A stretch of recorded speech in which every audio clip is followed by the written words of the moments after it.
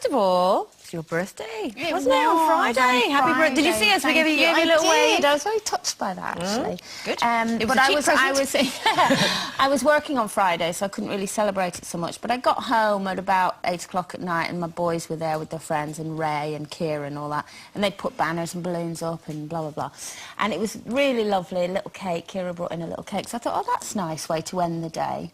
And then Ray said, I'm taking you out for a meal tomorrow, which is like 10 years he's never taken me out for a meal. So I thought, it really is my birthday. And so I went up to get ready, all excited, kind of thinking, oh, God, we were all going with the kids and everything. And they were like, you know, it's kind of smart cash, don't get too dressed up, but, you know, blah, blah, blah. Came downstairs, walked back in my kitchen and sat down to watch the end of this programme while I was waiting for everyone. And then Ray said, come on, we're going to be late. And I said, I've got to watch the end of this. And then I felt bad, because I thought he's taking me out for a meal and I want to watch telly.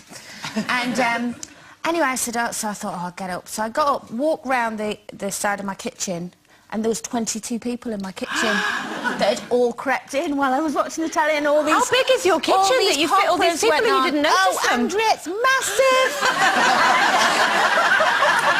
The rest of the house was very small, but the kitchen...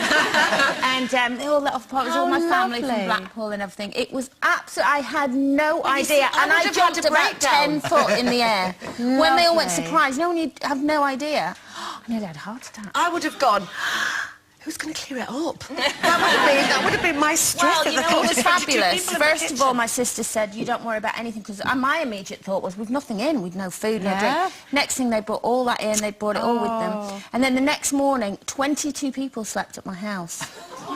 Now, I haven't got 22 bedrooms. I have 4 bedrooms, but there was bodies everywhere, including on the landing, in the hall, in the I mean, it's brilliant. Brilliant. And they all brought sleeping bags and stuff. And then the next day, I woke up at 10 o'clock, because we didn't go to bed till 6. And I woke up at 10 and I thought, oh, I need to get down there before 22 people go down, make it even worse. I thought I'll clean it up. And my brother's friend, Dave Cregan, I shall name him, as I walked into the kitchen, was just finishing off mopping the kitchen floor. He was like the cleaning fairy. He'd cleaned, it was better than it ever looks. So I'm now living with him. Well, I didn't get a surprise this weekend. I gave a surprise, and I'm rubbish at surprises. I'd rather not even try. But basically, one night Steve and I were chatting, and it kind of came up in conversation, like it does. He said, do you know, I love you very much, but if there's ever anyone I would leave you for, it would be Helen Chamberlain on Soccer AM, because not only is she gorgeous, but she loves footy, and you could go to the pub and play darts with her. And who did I bump into the next night?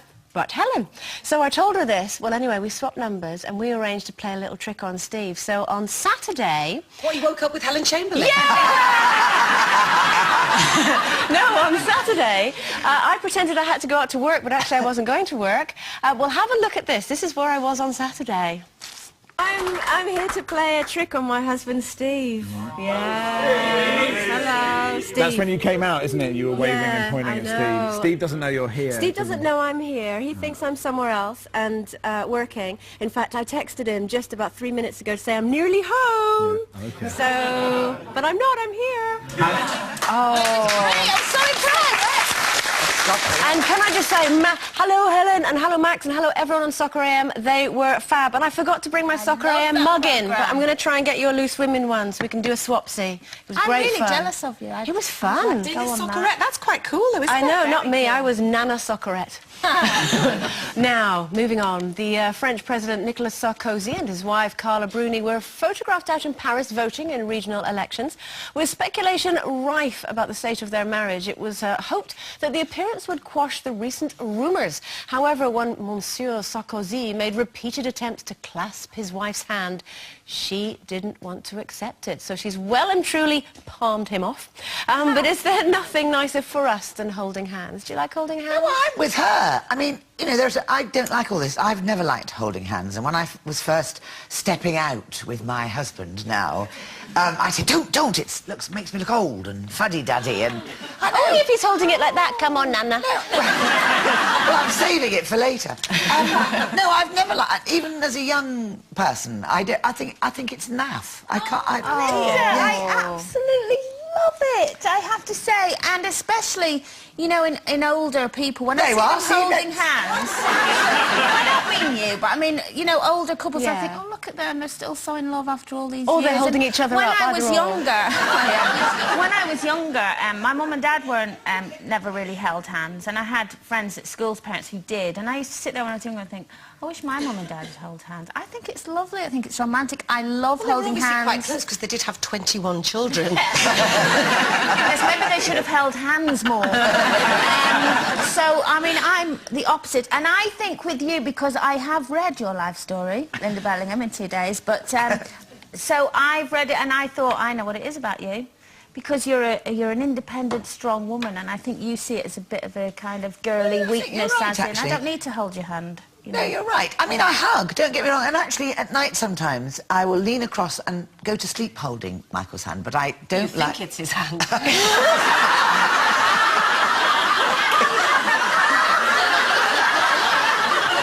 Yes, my cuddly toy. Do you hold Tim's hand then, Denise? No, he'd like me to hold his hand a lot more. I'm not a great... I love when you see really sort of little old couples holding hands down the road and everything, and I do like to see that. But the reason that I don't like holding hands with Tim is because he walks slower than me.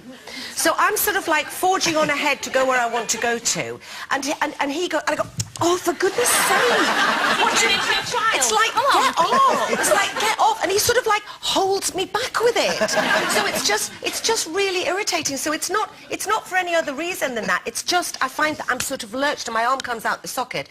And because he wants me to walk he's wanting me to walk at his pace. Yeah. However, I love holding, obviously, my children's hands. Matthew says, Mum, I'm 21 in a couple of weeks. Can you please stop doing that? Because we both do that to the older ones when we're crossing a road. We still do that sort of holding hands thing. But anyway, so the answer is no, I don't really like holding hands that much. But I do cuddle and I do linky things and that, but when it's on my turn. Linky things. Linky things. Trying to make him keep up with you.